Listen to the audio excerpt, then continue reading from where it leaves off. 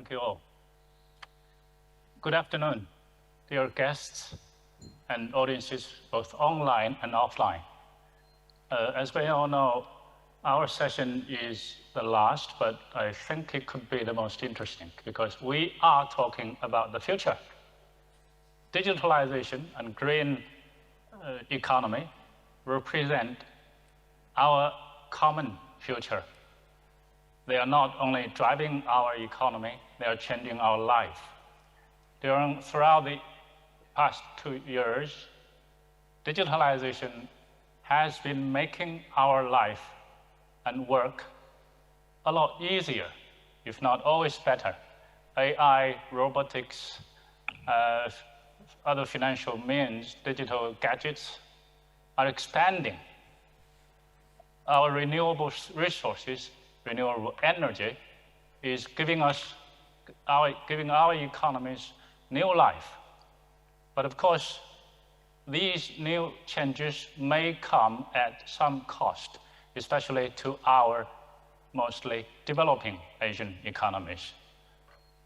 It's lucky we have distinguished guests here with us. I'm so honored to have them for sharing their experiences and their wisdom with all of us. First, I'd like to have some small words about Mr. Oung. We met him this morning when he was on stage to get the award. Mr. Oung has been a veteran green entrepreneur, social reformist, and environmentalist with nearly 40 years of environmental experience in green economy. Apart from his UNESCAP duties, he's not only a big dreamer of greenism, he's also a doer who's putting his dream into practice. Now, let's welcome Mr. Oung to share with us how he has been transforming some best practices into suitable business models. Mr. Oung, please. Thank you, Mr. Wen. Thank you for inviting me to be in this special occasion. I would like to share a new view. We'd like to talk about green. The word green is something that we have redefined lately. It is a word where nobody will dare to get against it, but we want to use a simple explanation to define its role. Green is somewhat nowadays, we will talk about, like, it's more than environmental friendly. It is about goodness, kindness, and with righteousness. So I hope I can bring everybody to a level that can understand what our life is in purpose. You know, if we have a good purpose in life, we want to do something, okay, would that be meaningful? When we are in a business, okay, we want to make a business commercially and socially viable. So what the result will be is to earn happy money. Okay, happy money in the sense that when we make money, but at the same time, we resolve a lot of social issue, environment issue. Even when we practice best responsible practices in our business community. My experience in the past decades has been very challenging because I want to make a business where it is meaningful, that can help the community as a whole, or even help my country, also protecting my workers. I want to produce some products which are free of toxic. Even for the raw material, everything that is also beneficial to the world community as a whole. So the purpose of doing business becomes not just for money, just for profit. The word sustainability nowadays is actually, to me, is actually equals to profitability. So, but in order to make meaningful money that I can earn, I try to transform myself into a different entity. My companies are quite interesting because people enjoy working with us, because we have a different purpose in life. We treat people well. Everybody in our companies are in fact a green ambassador, even my senators, okay? I mean the workers, everybody. So anyhow, we enjoy the relationship with each other. So because of that, I have learned how to become really responsible in doing anything that I've been doing. I have a chance to join the UN somewhat 10 years ago. So my chairmanship in the Green Economy Task Force of the UNESCAP has given me the chance to refine, the belief that I have. So the green economy is somewhat an initiative which has been established by the UN somewhat 15 years ago. And we somehow found that the initiatives, all the elements in there are very meaningful, very impactful. What we are talking about nowadays is not just about social impact, but global social impact. So the problems that we have now encountered nowadays is actually a mean of, economic development. So in order to solve the various issues, we have to go back to the by economic means. So you have to have the scale, you also have to have the technology, and also have the mindset. So the mindset change is somewhat very, very important.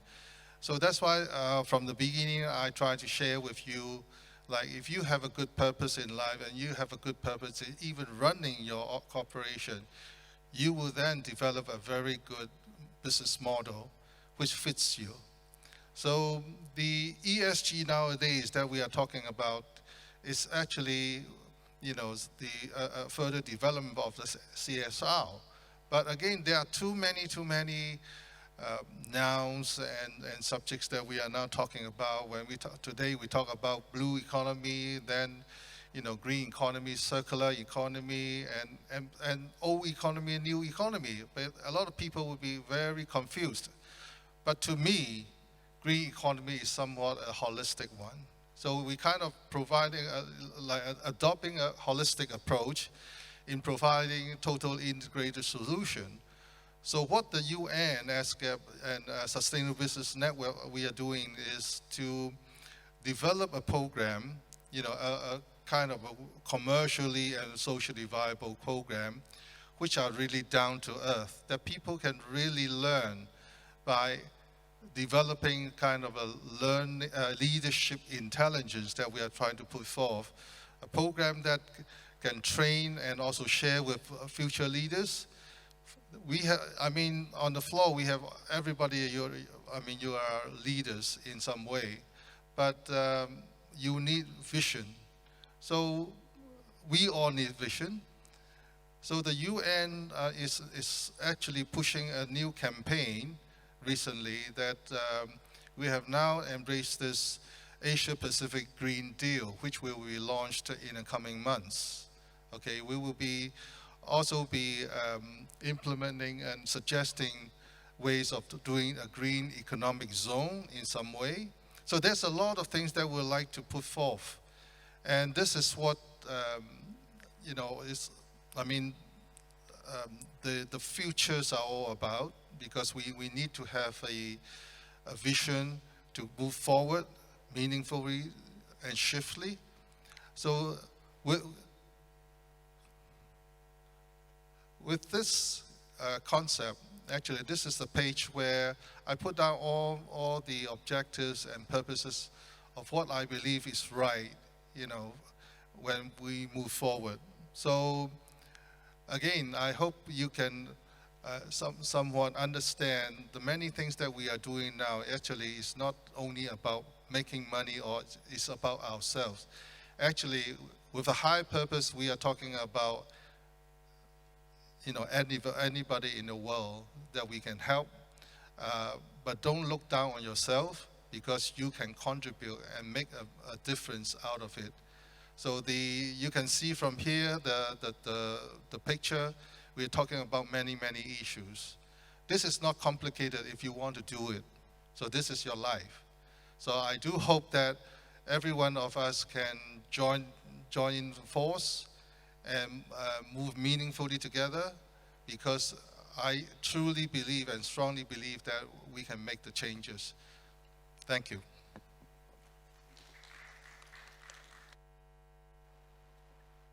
The next speaker will be Ms. Biber.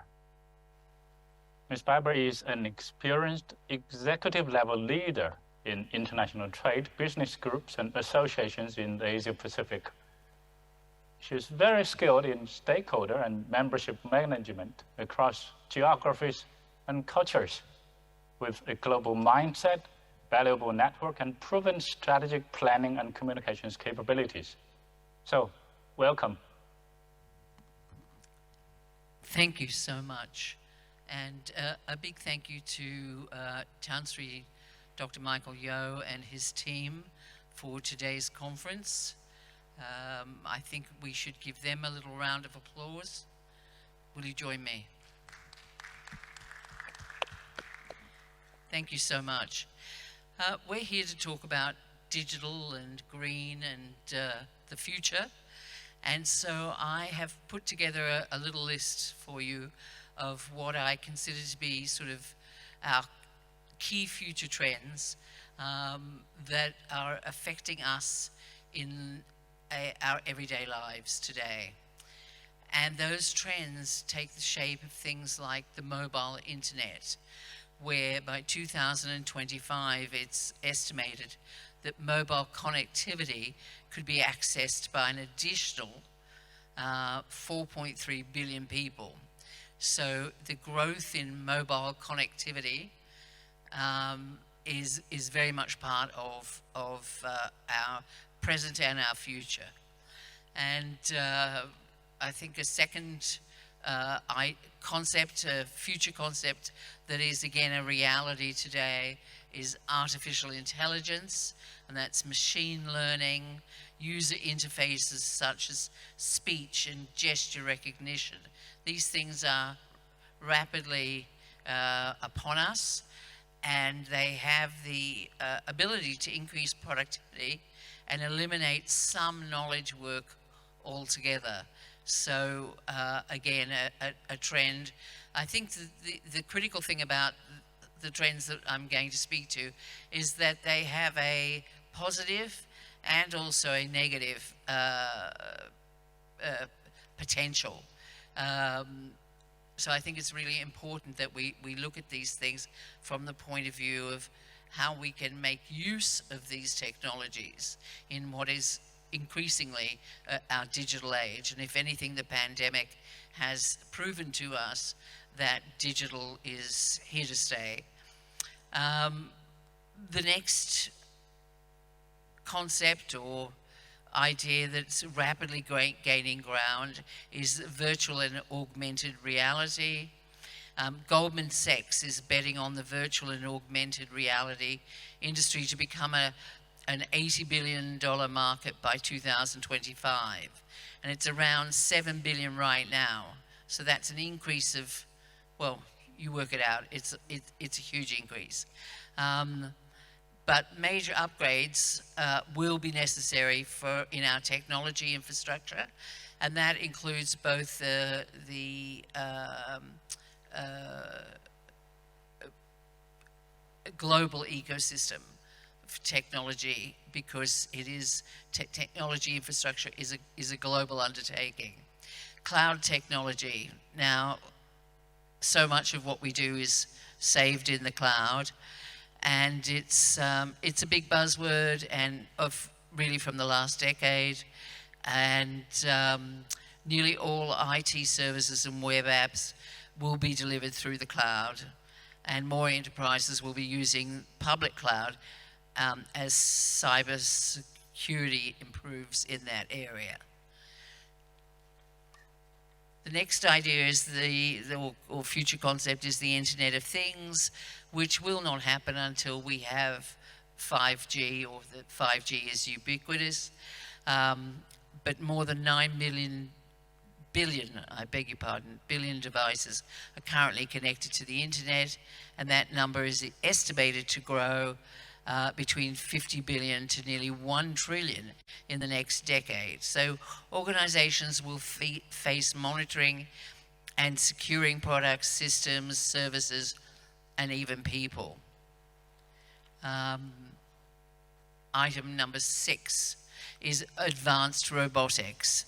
And the last panel speaker, one of the speakers talked about the robotics company in Penang.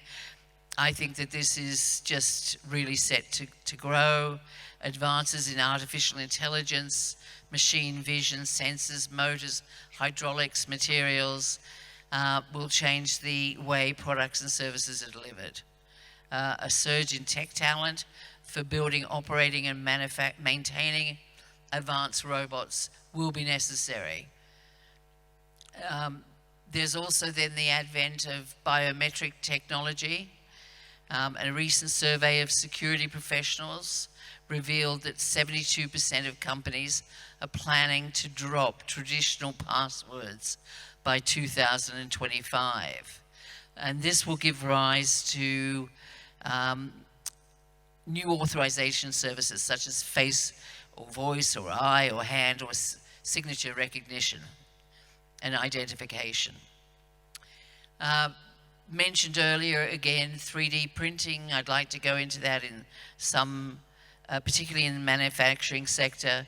3D printing could and does and has begun to enable unprecedented levels of mass customization and dramatically reduce the cost of supply chains, generating an estimated economic impact of 230 to 550 billion annually, again by 2025. Let's all watch out for 2025. Genomics is another trend. Genetic engineering technology will grow with faster computer processing speeds. And DNA sequencing technologies and advanced analytics will improve agriculture, reduce reliance on fossil fuels, and extend human life expectancy. So we're all talking now about the 100-year life, and it does not look as if it's too far away. A blockchain.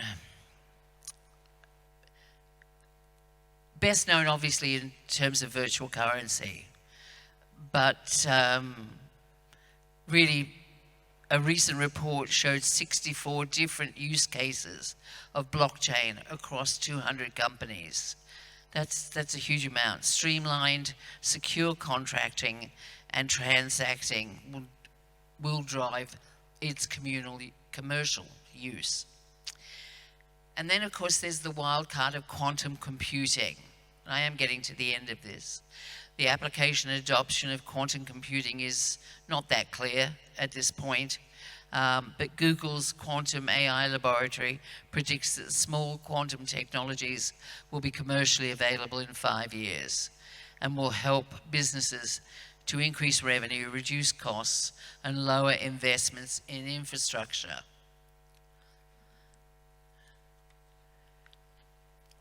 Critical and really discussed in depth at the last session was the workforce.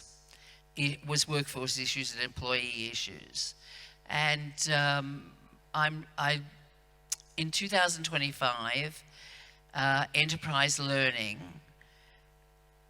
well, we're talking about the workforce in 2025. Enterprise learning required technologies could have huge benefits for many companies, but they will also create big challenges. A McKinsey report includes a few suggestions to prepare for those challenges, emphasizing anticipating future needs through employee training. The nature of work will continue to change, and that will require strong education and retraining programs. And the World Economic Forum agrees with that. It says that across nearly all industries, the impact of technological and other changes is shortening the shelf life of employees' existing skills. I think the critical thing is that to speak to the success of any progress in the digital revolution, we need to take climate action into account, because the digital revolution has not only enabled us to be more efficient, but it has also it does have a cost towards the environment, and it's really the power the power source that really creates digital economy, allows the digital economy to be part of what we do. I think it's really important if we look at the digital economy in conjunction with the climate situation. And the country I come from, Australia, we just had a change of government. I think it's mostly on the basis of that climate issue.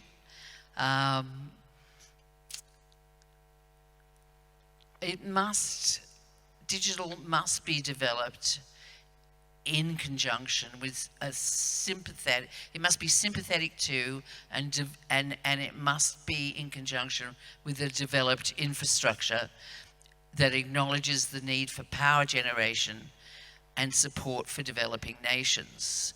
It's quite obvious that developed nations are ahead of the game in so much of this, and that developing nations need to look at the infrastructure. Governments need to look at infrastructure development that will enable them to leapfrog and enjoy the spoils of a more digitized economy.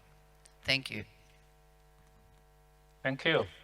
That's a very technical future for us, right? It's quite encouraging. Next, we have Dr. Oung.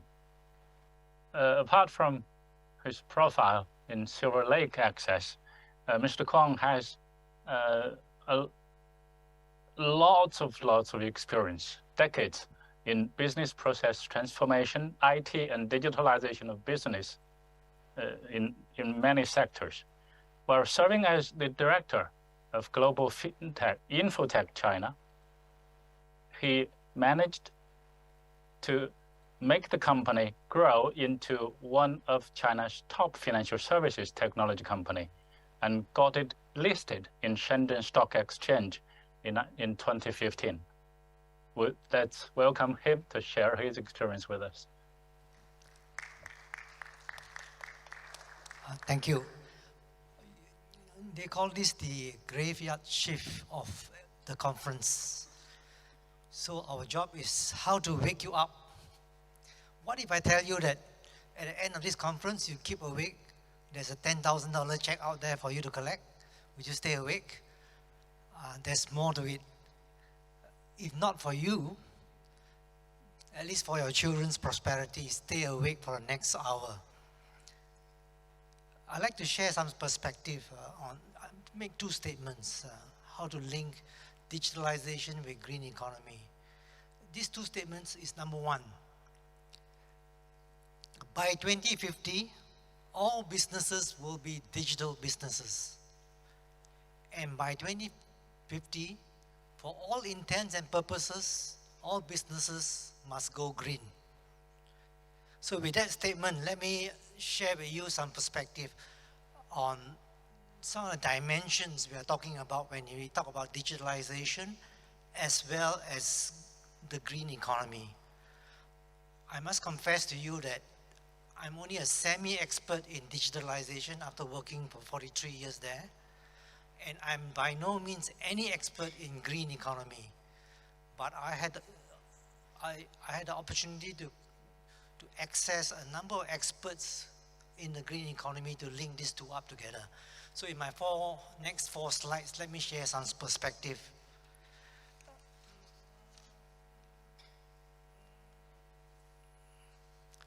Okay, this chart comes from my son, who actually works with Boston Consulting Group in climate, sustainability, and ESG.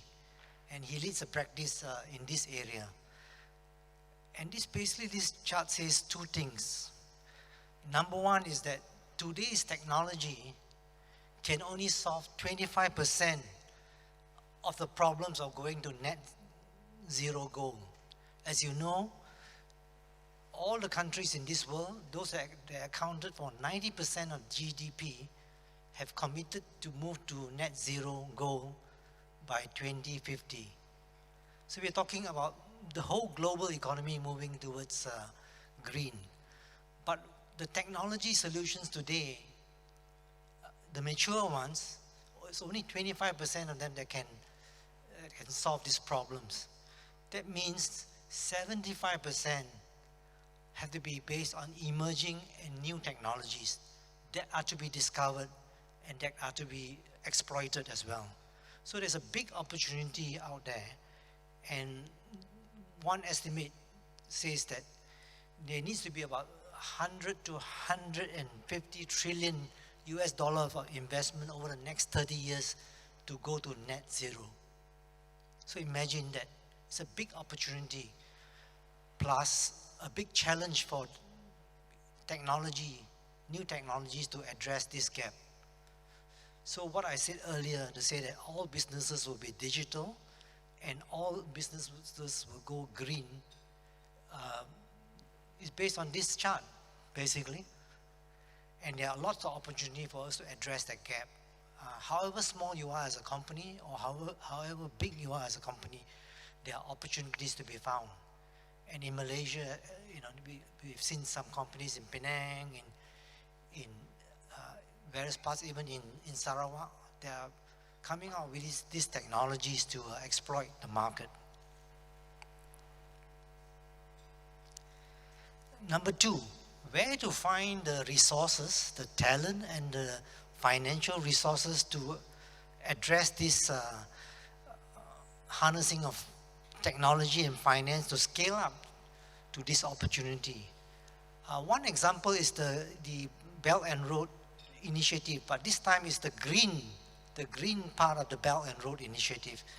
No more are we looking at just physical infrastructure. We are talking about digital technology infrastructure.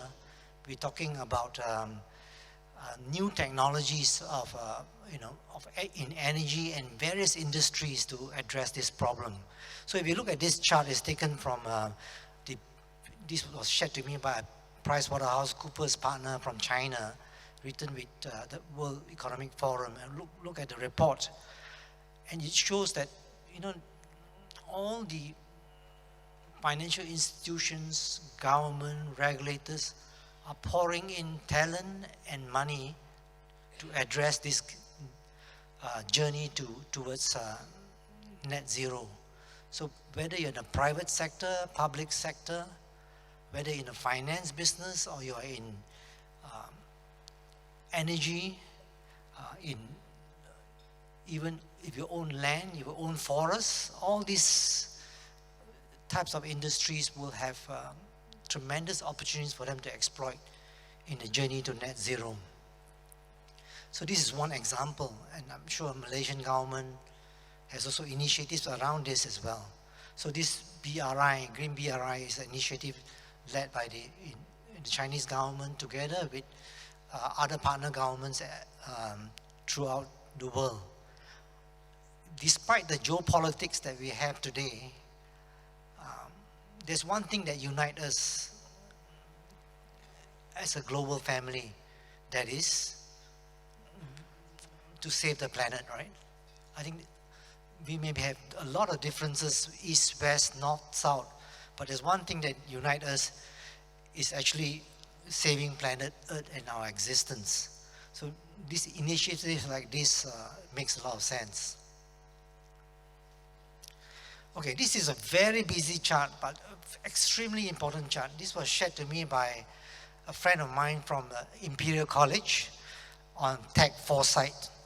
This is a periodic table. This is a periodic table of all the disruptive technologies that exist today or been experimented in labs, in companies and so on. And this is only about 100, he mapped 100 of them. I am sure for each of your companies, you can identify about 100 of these technologies, put them in a periodic table, and identify the opportunities there. And the reason why I put this chart is very important. You will notice in the teams, one team, there's some of this in a periodic table with the SP. SP means smart planet technologies. So these are all related to all the green technology and the transition to green technology. But apart from SP, there are other abbreviations in there. There's data ecosystem in there. There's extreme automation in there. There's human augmentation by artificial intelligence in there. And there's human-machine interface and augmentation in there. So these are other parts. So if you look at this periodic table, about 20 of these are in the green side, 80 of those are in the other categories. So what does it tell you? There is a convergence of digitalization and green tech that's required to move us to net zero by 2050. This is by no means exhaustive. This comes only from a list of things that he knows. But in China, you can find a list of 100 like that. In Malaysia, if you dig deep enough, you probably find another 100 as well that are emerging. So exploit these technologies.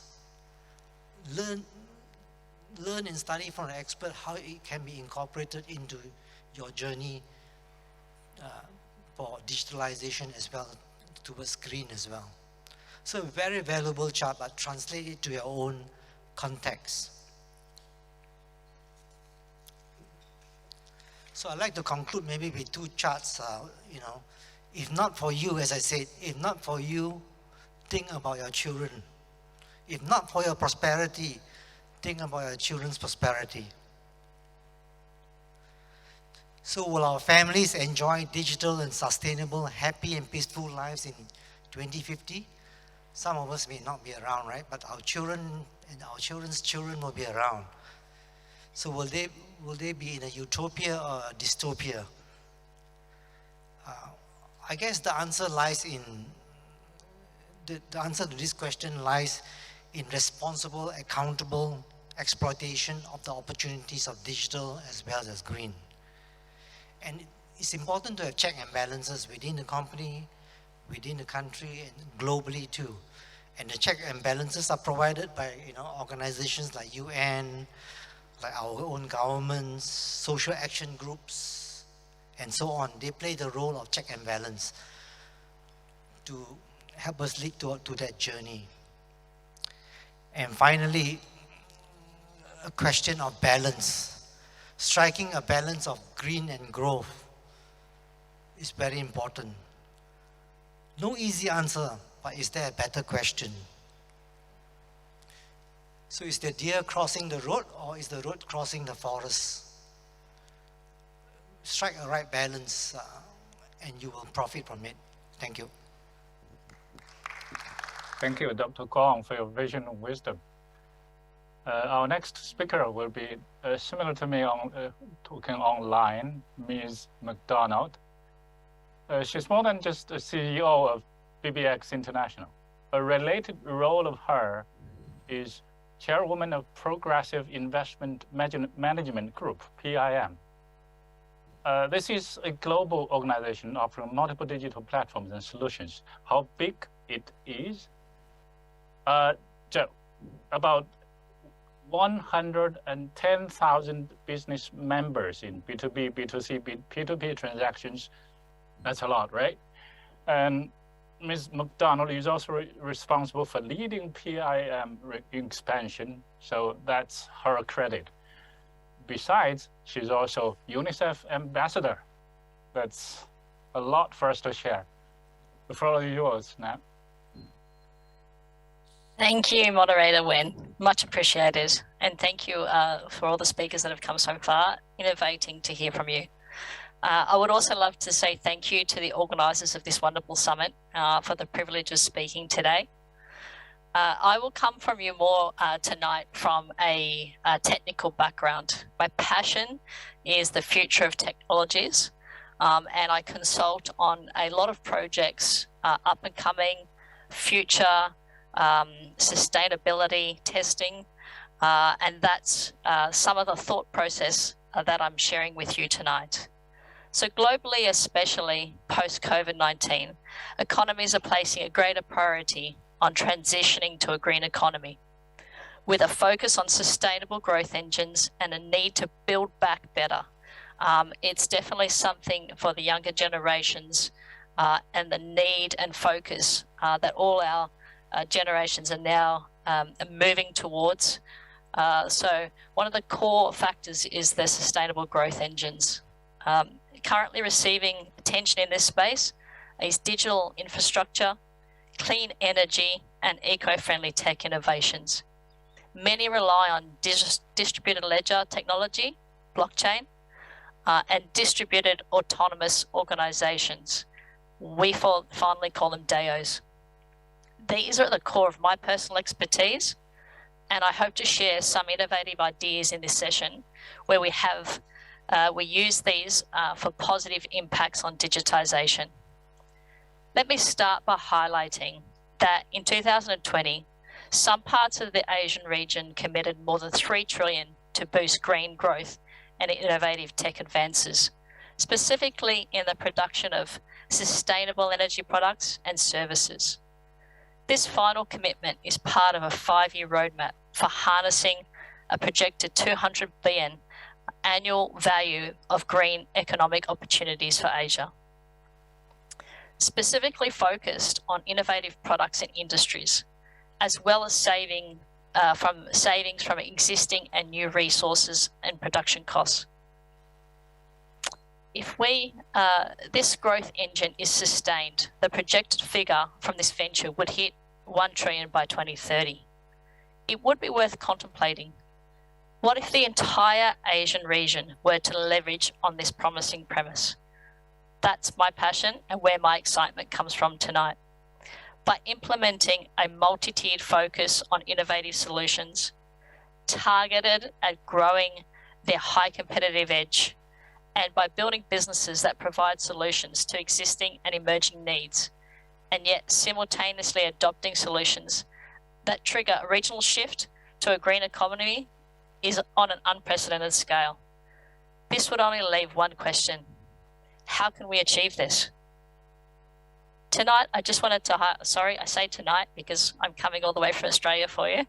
First, excuse me, tonight I wanted to highlight some of the projected economic opportunities. My team and I have researched this extensively as we've consulted on many projects.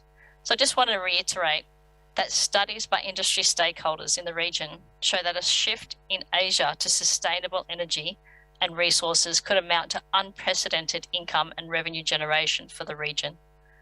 The downside here would be fears that this economic opportunity would create conflict and there may become an imbalance. And this begs the question, will they provide solutions to challenges that the regions need to address both economically and in its green economy integrated journey?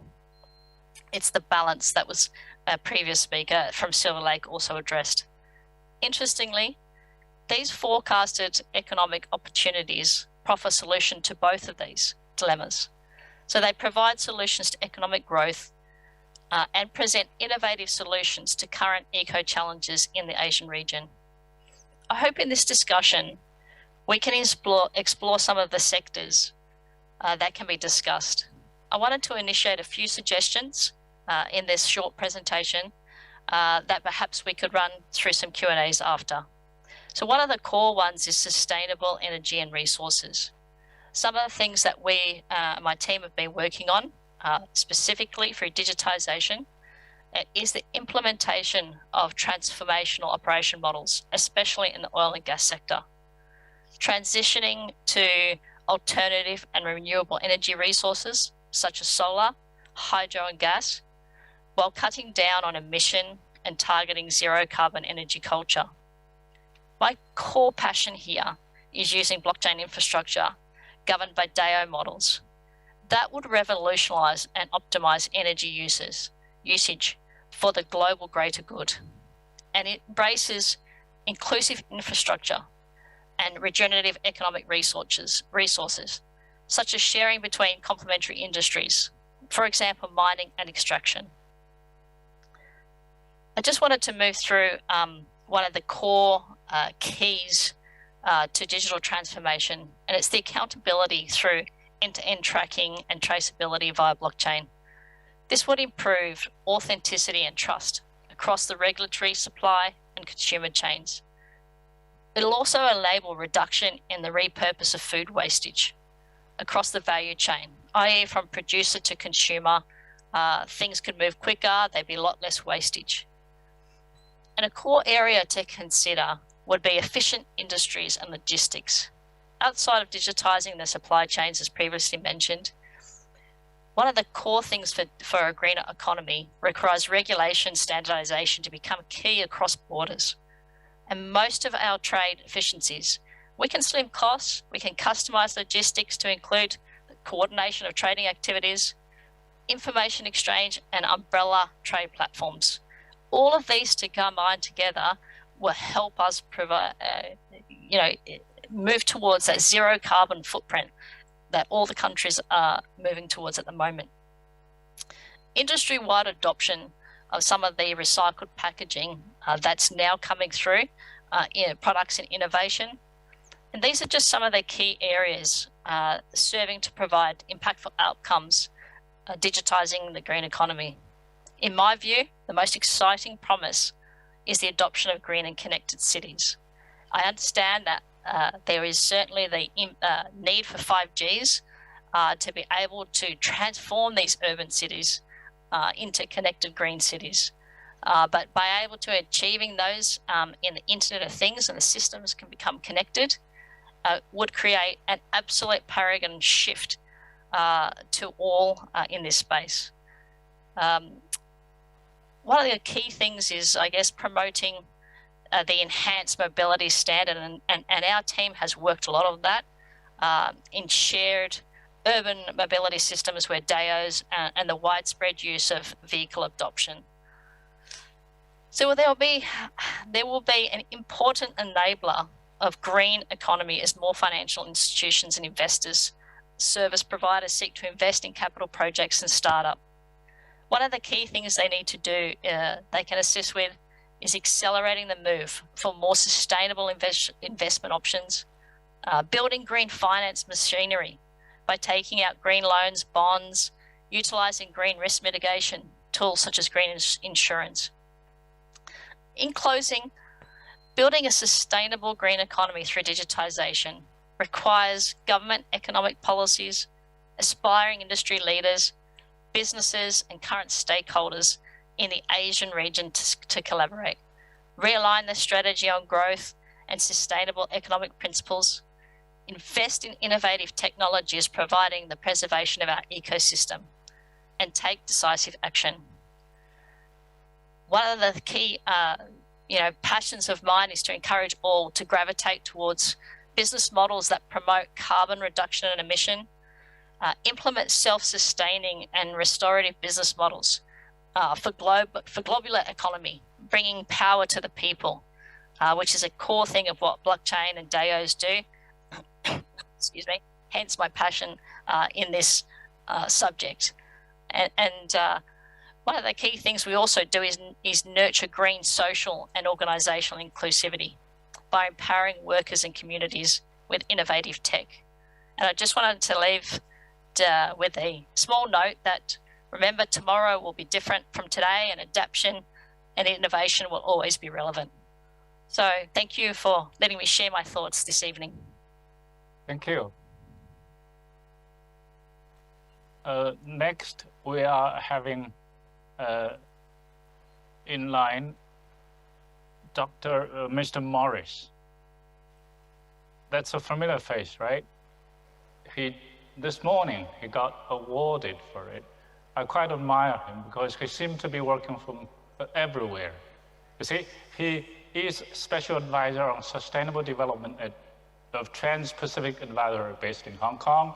He's Director of Australia-based Australia Holdings Limited, and he's Senior Expert for China, East Asia, Australia, and Pacific of EU-based LIMPRISC Political Risk and Strategic Advisory. So, he has a lot to tell us. It's yours.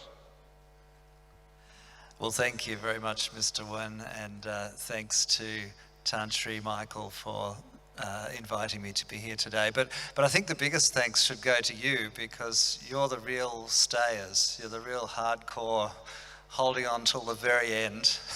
And so thank you. Thank you for being here.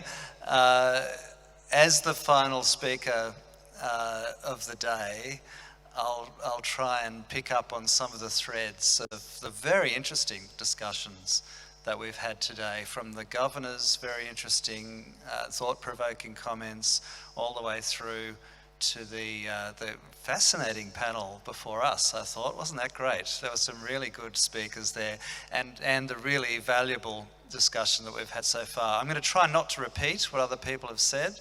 I'm going to try and add some extra spice, perhaps. And being the final speaker is very comfortable for me in a way. You know, it takes me back to my childhood, because being an Aussie, you know, in the Australian education system, we have this British tradition of debating. And so when I was a teenager, I was a school debater, and I was always the third speaker. I was always the final speaker. And so my job as the final speaker was always to sum up and basically to attack the opposition and to tear down all their arguments and convince everyone of my side. And I still remember, actually, the very first debate that I did as a young teenager in high school was on the topic of, will technology in the 21st century destroy all our jobs and make our world worse? And I was on the negative side, so my argument was no, that actually technology, robots, all the things that we imagined back in the 1970s that would be commonplace in the 21st century, my argument was these will liberate us. The technology will be a way that we'll be able to actually get back to how human beings have evolved over the hundreds of thousands of years. You know, most of human history, as you can see in traditional societies like we have in Australia and Papua New Guinea and places like that, the Pacific Island communities, you see traditional societies spend a lot of time talking, in dialogue, in strategizing, in gossiping, in sitting around and actually being human, being creative. And they spend a short amount of time going off to do some fishing or to spear a kangaroo or whatever it is that you need to put your dinner on the table. But in most of human history, we have spent most of our time communicating, talking to one another, being creative, and using our brains, because that's what makes us different from the rest of nature, that we have that capability. But we haven't quite got there yet, right? The promise of technology hasn't got us to that point yet, even in the most so-called advanced economies, and certainly in the developing world, there's a long way to go before we can get back to that state of spending 80% of our time talking and thinking. We still have a lot of manual labor to do. And so technology, we're still at the very beginning, probably, of this revolution that we can all see ahead of us. We can all anticipate what it might look like, but then again, we have no idea, because, you know, one of the other characteristics of human beings is we actually do not have the ability to predict the future. We never get it right. There's no record that I'm aware of in human history where a human has been able to predict the future. So we really don't know.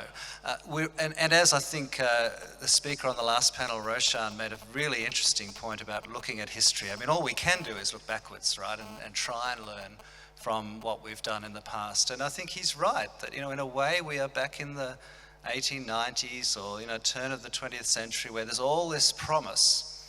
There's all this new technology, all this new innovation, and if we could just figure out a way to roll this out in a way that served humanity, and by that it means not just serving people in their daily lives, but serving the planet in terms of securing the planet's safety and future and sustainability. If we could figure that out, this would be a great achievement of probably not our generation. When I look around the room, most of us are probably too old to achieve this in our lifetimes, but let's hope in the next generation that they can figure this out. Now, again, as an Aussie, I'm an optimist because as a student of history, in the 1890s, when the world was facing all of these huge changes, and the Industrial Revolution had got to the point where you had this massive competition between capital and labour. You had all kinds of stresses in the system, not to mention geopolitical stresses, pandemics, all the rest of it. But from my study of history, Australia, was a very interesting case in the 1890s, because most people don't know this. Most Australians don't know this. Australia was the richest country in the world in the 1890s. At the turn of the 20th century, when Australia was created out of 6 British colonies, it had the highest living standards in the world. And one of the reasons for that was that leaders, so governance, at that brief moment in time, believe me, I'm not pretending Australia always gets things right. It often gets things wrong. But in the 1890s, governance actually matched the challenges of the time. And so in Australia, they had this mentality that they were an experimental place, that they could do things that perhaps their ancestors back in Europe, where most of them had come from, were not able to innovate. And so in Australia, they gave women the vote. Imagine, that was really radical, and they allowed women to stand for parliament. They legislated factory conditions and labour laws. They introduced an 8-hour day, actually that was in 1856. But by the 1890s, you had a completely regulated labour environment, which in the rest of the Western world was seen as anathema. It was seen as a threat to capitalism. Actually, it saved capitalism, because everyone else copied, right? We all introduced labour legislation later on. So I use that little example, and believe me, it's not me saying Australia always gets things right. It certainly doesn't, and the last decade or so would be a really good example of that, where Australia's often got things very wrong. But I use that as an example of where governance actually grappled with the complexity of what was going on and innovated. And in a way, we're not seeing that in our leaders around the world at this time, because we do have this mismatch between the complexity and the uncertainty of all these changing configurations in the world, from the technological change to the social change, the economic change, the geopolitical change, and the climate risk. All of these things coming together at this point, it's just too hard. It's just too hard for a model of leadership that is based on the past, that's based on the top-down approach, as Roshan was saying earlier. I mean, I don't want to repeat everything he was saying, but I think he made a very good point here, that the old model of leadership was about command and control, which worked in the earlier phases of Industrial Revolution. But in a sense, we have to rethink leadership. And the reason why I'm talking about leadership at a business conference is this is about business leaders. This is not just about politicians. Governance is something that happens at every level of leadership, whether it's in non-government organisations, whether it's in universities and schools, where the next generation are being educated and where research is happening, or whether it's actually in the business itself, the business organisation. there's a whole leadership challenge there, and it's about grappling with this complexity. And this is, I think, the question of our time. And I think if it's technology that brings us to this point, it's not technology alone, but technology just might help us with some of the answers if we could figure out how to govern it. What are the values? What are the aims of the technology? What actually are the models that we want to apply? So just like those innovators in Australia back in the 1890s who thought, you know what, if we want to get elected, we're going to actually have to provide labour conditions that are fair and reasonable in the workforce. Well, equally, what if we started to think now about how do we turn technology into something that serves people and that serves the environment? How do we figure out, how do we put people and the environment at the centre of technological innovation? What if that was the driver rather than simply profit? Now, I'm not suggesting that we give up profit. Profit's a pretty tried and true method of innovation. But I do think that we're entering a phase now where the profit needs to come from innovation that is about purpose. Because money's the outcome, money's the output, profit is the output. But the purpose of new technology needs to be around people and the environment. And if it's not, if it is the Alibabas or the Facebooks or the Amazons or the Tencents who are simply grasping the monopoly opportunities, just like those American oligarchs of the early 20th century, we're seeing it again on a bigger scale. I mean, the Facebooks are bigger than any of those American companies of 100 years ago were. That's an old command and control model. It's stealing a platform and monetizing it, and then actually, as we see with Facebook and other platforms, it's then manipulating people and sending them often false information, driving them into purchasing and into spending in order to deliver profit. As I said, I've got nothing against profit, but what if we rethought technology and the services that run across technology, which will be 100% of businesses in the future. Every business is going to be a technology business. What if we actually developed some guidelines, some guardrails, as Joe Biden calls them, or rules, as we used to call things, an international rules-based order, as the US likes to talk about. We all talk about having rules and norms and standards, but actually we haven't done it with technology yet. Now, one of the reasons why is that this current phase of the technological revolution kind of began with the internet revolution in the 1990s. And at that time, you'd seen the collapse of the Soviet Union. You saw the United States becoming this hyperpower, as they called themselves at the time, a unilateralist power that wanted to reshape the world in its image. And so instead of taking the ideas that actually the US had introduced into the world in 1945 with the United Nations, the US had played a big part in developing a rules-based order. In the 1990s, they started to tear it down. By 2003, they were invading a country, just as Russia is invading a country right now, tearing down the rules.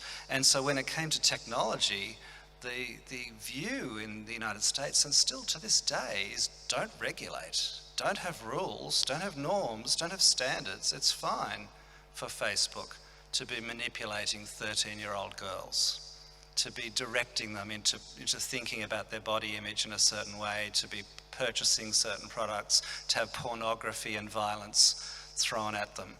That's okay because it's a free market.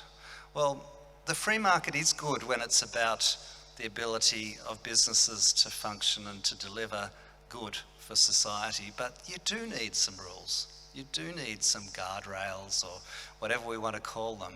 And I think this is where we really do need to rethink the model, and we really need to and this is where technology and sustainability need to merge, because actually not only do we have this very dangerous situation with these very powerful companies and a situation of geopolitical confrontation where we've got two large powers, essentially heading us back into another Cold War scenario, possibly, which is very frightening for those of us who lived through the Cold War and remember what it meant for ordinary people. But we've got this extra layer of climate crisis, which means that actually as we develop technology and as we develop rules for technology, we've got to make that technology work for the planet. So the technology's got to be developed sustainably. It's got to be powered sustainably. Those data centres that are being built, thousands of them being built all across the world to manage cloud services, they need to be renewably powered. All of the hardware needs to be produced sustainably. But more important even than the actual hardware and the networks, it's all the other businesses that use technology. We've got to develop the applications through technology that businesses can reduce their environmental footprint. You know, we've got to take that opportunity of smart cities, of smarter emission-free transport, of recycling and a green reuse economy. All of these things can only happen with the aid of technology, and they can be absolutely sped up through the use of artificial intelligence, using big data to actually finely target how we produce, how we consume, how we transport goods. We can do it all a lot better if we marshal the potential of technology. So I think it comes back to a leadership question, and that's all of us as business leaders. It's all of us as community leaders. It comes back to purpose, knowing that what we're doing is about people and the environment. And I also want to just take one last opportunity to also underline and to applaud Michael Yeo's suggestion earlier today about developing an Asia integrity network, because I think this also goes to the point that I'm making, that we've got to make this new technology and sustainability about ethics. It's a point that Albert made at the beginning as well about green, about how he sees green. It's about an ethical approach, and this is really not any longer an option, because we're now talking about not just individual lives or not just individual countries, but we're talking about the planet. That'll do from me for now. Thank you. Thank you. Well, I really like a warm round of applause for all our speakers at this last session. Well, anyway, the floor now should be open for question and answer time. While our audiences and technical staff are preparing for questions to flow up, I'd like to share one question I just encountered. This morning, the governor of Penang also mentioned China. Just now, Mr. Morrison mentioned governance. It so happened Chinese President Xi Jinping is a favor of governance, a good governance. Last September, President Xi proposed the Global Development Initiative at the General Debate of United Nations General Assembly. Our theme today is related to at least 2 of the 6 aspects listed under the Global Development Initiative. 1, innovation-driven development. 2, harmony between man and nature. And of course, the third one is also related. Morrison mentioned people-centered. The Global Development Initiative also lists people-centered and as one aspect. So the question for all is, in what new opportunities can China's agenda and initiatives bring to developing Asian economies, in your view? It's a big question. So, in what new opportunities can China's agenda initiatives bring to developing Asian economies? Because Mr. Oung and Mr. Kwong are more related to China, seems, and Morrison, I'd like the 3 of them to start the answering first. Mr. Oung, please. Oh, okay, thank you, Mr. Wen. I think there's a huge opportunity in this area. When President Xi introduced the Belt and Road about 5-6 years ago. Actually, we were already talking about green Belt and Road. I mean, Belt and Road is somewhat an economic development initiative, but if we want to make it meaningful, we kind of put the green in front, where we are not only dealing with economic growth, but also about people, serving the people in all the Belt and Road countries. So unless you are bringing value-added services, and outcomes to benefiting Belt and Road countries, they will then have the chance to interact with you. So because you have a good intention. So all in all, actually, there are no lacking of solutions or technology nowadays in the world. It's just about how you want to apply. When you apply, it's about the business model that you want to do. If you're going to help other countries or by helping yourself because you're doing business, mutually, beneficially to each other, then people will like to work with you. It's just that simple. I'm trying to use the layman, mindset to see all these complicated economic or political issues. But if you go to any company or any country, if you are helping them, which at the end of the day, helping yourself, don't you think that you can achieve a lot more than just going there to make money? So, and I would like to also to share with you about my experience that, because this is the way how I do my business in the past, okay? So I am very welcomed by all my partners and business friends, because they knew our intention is not only to make money. So I think this is the kind of social activities that we can develop, for both ends. And nowadays, actually, the pandemic has given us also a very good chance. This is a reinvestment, not just investment, because we have to transform ourselves in many different ways. And in fact, the world now are going to a direction where we have international standards, we have international certification, or even measurements. So we do things in a collective way, and not like regionally or in just by your country, whether the EU have their EU standards or US standards, or Japan have their Japan standard. No, I think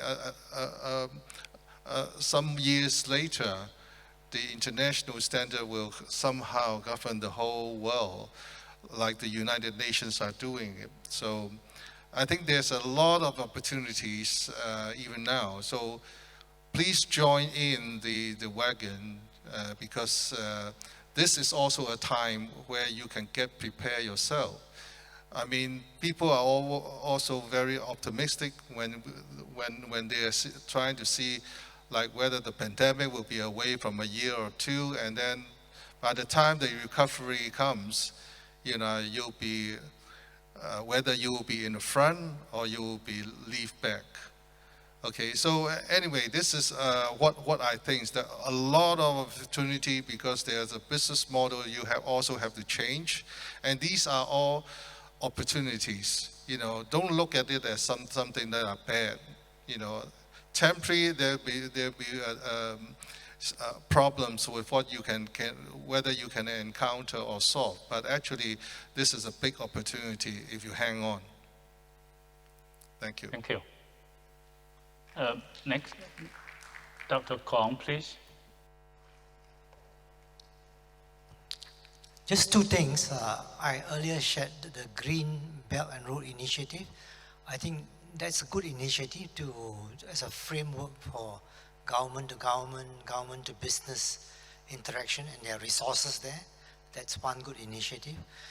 But some of the private sector initiatives in the scientific even the software community are very interesting as well. I just want to, when you go back, you go to the website of ESRI, ESRI is a mapping company. Just 2 weeks ago, they released for free, you're able to look from satellite images, land use mapping throughout the globe. And you'll be shocked to see in the last 5 years, what happened to the land use or abuse that happened over the last 5 years. And ESRI, you go to their site and you can see it with your own eyes. And I give you an example how I use that free service. I'm using it to protect the livelihoods of some of the natives in Sabah and Sarawak, where they are using their land for food security, using their land for food nutrition, and these mapping tools are very useful. Previously, it took them 2 years to map the land use in an area like in a Penang area or in remote area of Sabah.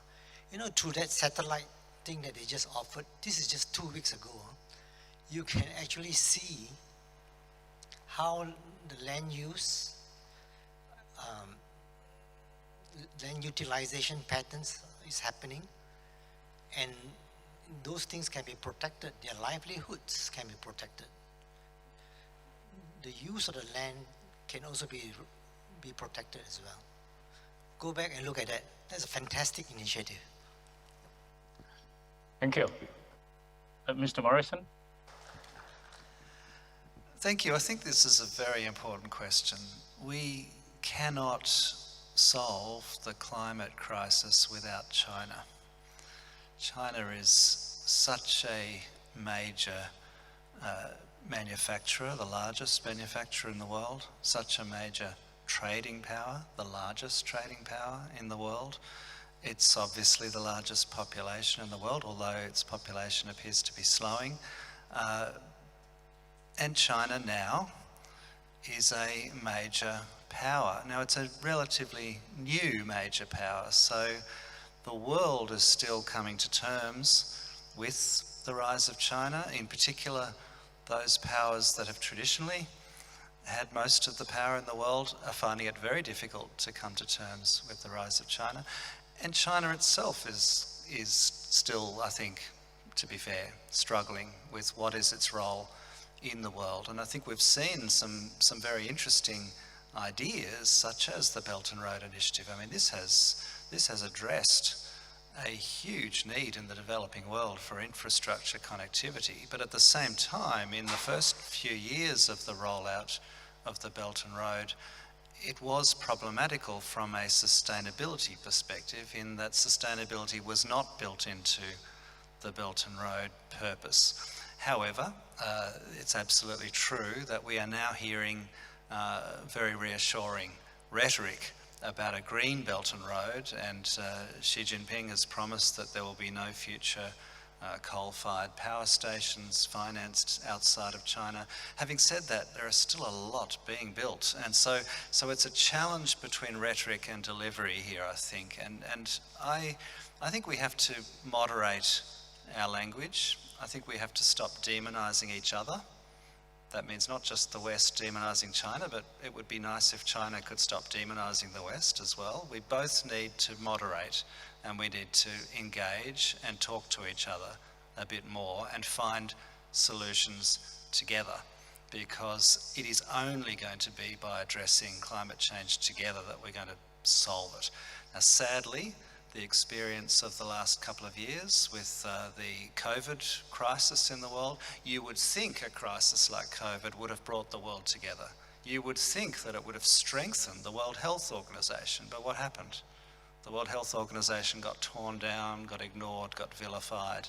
China got vilified by the US got vilified by China. We went crazy.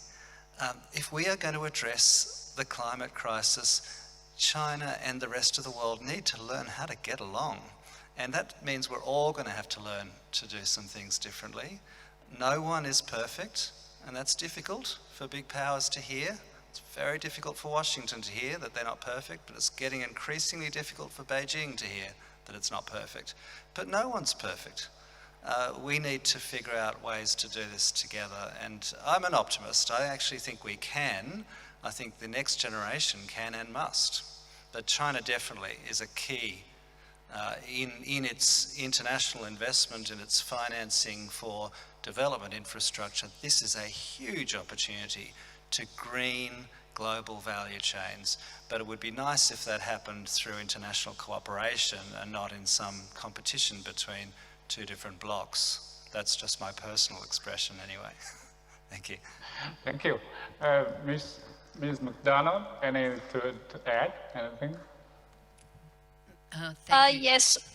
Oh, Yeah. Go oh ahead. good.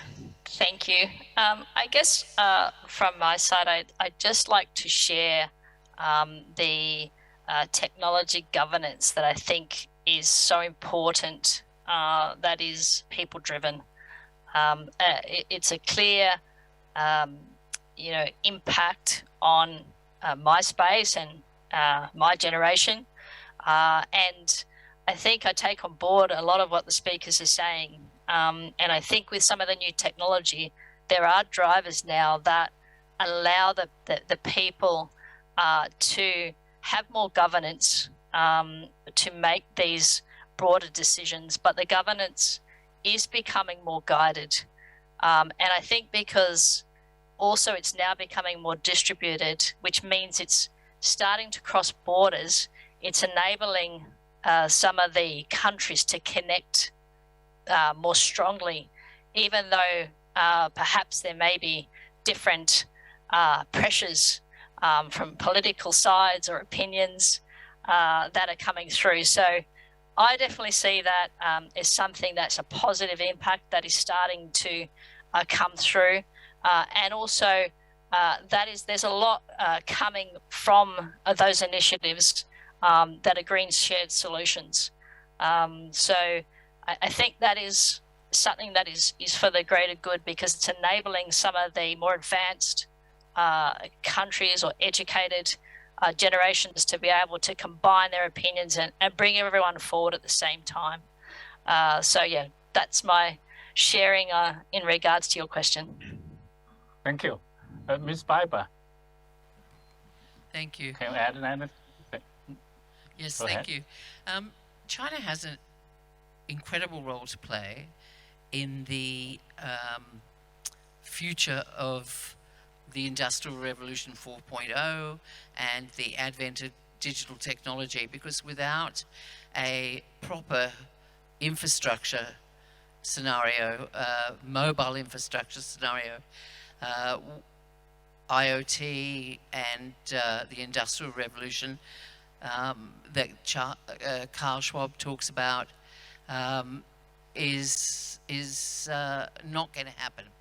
And China has the technology, and it has its own infrastructure, where they have leapfrogged the West, and that is a fantastic opportunity for China to move forward. I think the other thing that China has that could help to provide succor for the West, and that is its green technologies and the development of everything that's happening in China around that area. Green is and climate change, climate action is a focus for everybody, and China has a role to play in that area for sure. Thank you a lot.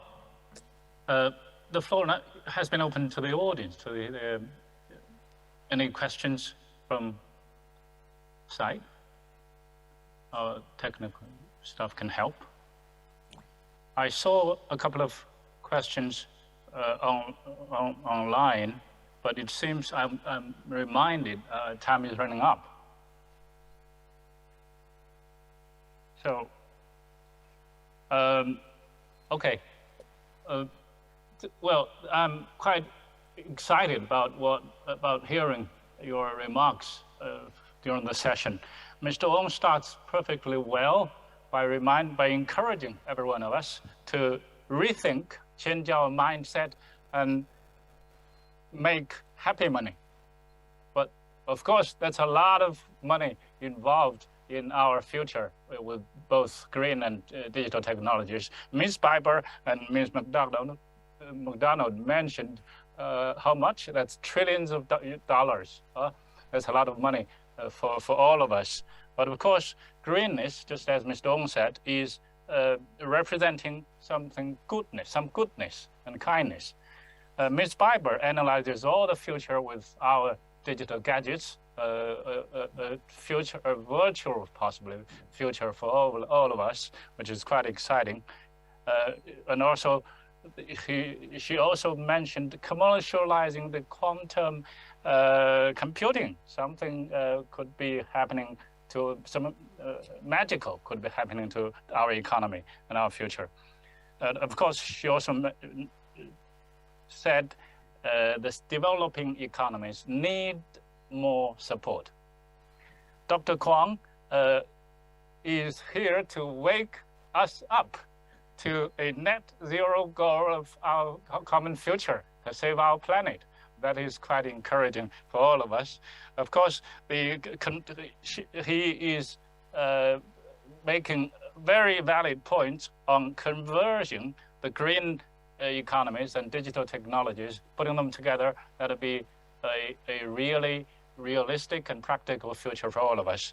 Ms. McDonald has got the comprehensive review of many points.